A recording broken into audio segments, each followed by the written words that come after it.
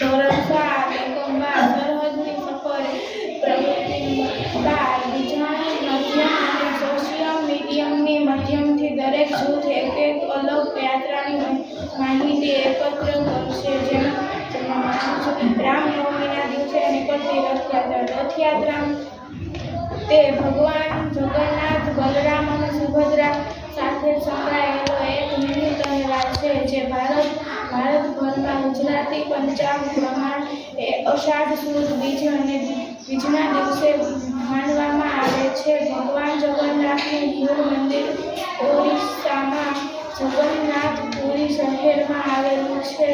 હરરોજ ભક્તોએ ભગવાનના દર્શન કરવા ભગવાન પાસે જવું પડે છે, પરંતુ રથયાત્રાના દિવસે ભગવાન સ્વયં સામે ચાલીને પોતાના ભક્તો પાસે જાય છે.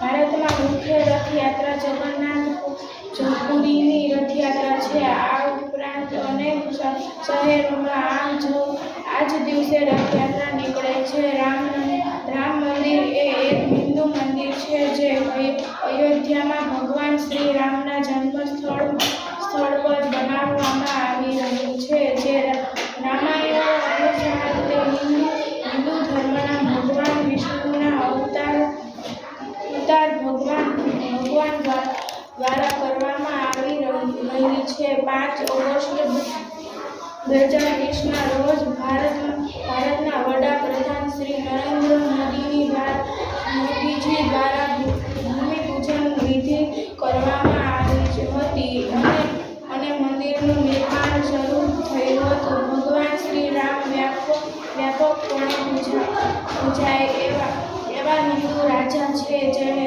શ્રી હરિ વિષ્ણુનો અવતાર માનવામાં આવે છે.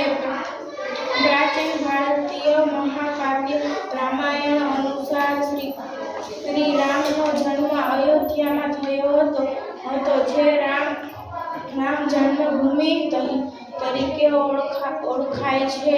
15મી સદીમાં મુઘલોએ રામ જન્મભૂમિ પર એક મસ્જિદ બાબરી મસ્જિદનું નિર્માણ કર્યું હતું.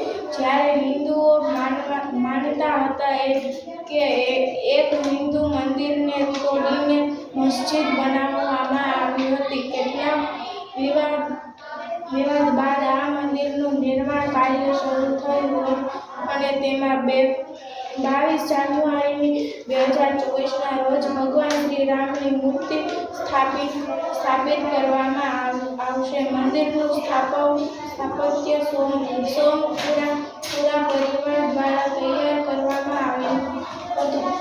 સોમપુરા રહેવાસીઓ દ્વારા 2020માં મૂળ ડિઝાઇનમાંથી કેટલાક ફેરફારો સાથે રામ મંદિર માટેની નવી ડિઝાઇન તૈયાર કરવામાં આવી હતી. આ મંદિર 235 ફૂટ પહોળું અને 260 ફૂટ લાંબુ અને 161 ફૂટ ઊંચું હતું. ભગવાન શ્રી રામનો જન્મ ચૈત્ર સુદ 9મીના દિવસે બપોરે 12 કલાકે ઉત્તર પ્રદેશના અયોધ્યામાં થયો હતો. શ્રી રામ ભગવાન વિષ્ણુના 9મા અવતાર છે. શ્રી રામના પિતાજીનું નામ રાજા દશરથ અને માતાનું નામ રાણી કૌશલ્યા છે. શ્રી રામના 3 નાના ભાઈ છે. ભાઈ લક્ષ્મણ, ભરત અને શત્રુઘ્ન. શ્રી રામના પત્નીનું નામ માતા સીતા છે. શ્રી રામના પરમ ભક્ત હનુમાન છે. શ્રી રામના 2 પુત્રોનું નામ લવ અને કુશ છે.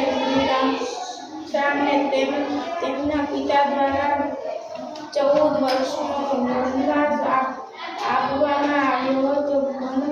વનવાસ દરમિયાન માતા સીતા અને ભાઈ લક્ષ્મણ પણ શ્રી રામ સાથે વનમાં ગયા હતા. શ્રી રામને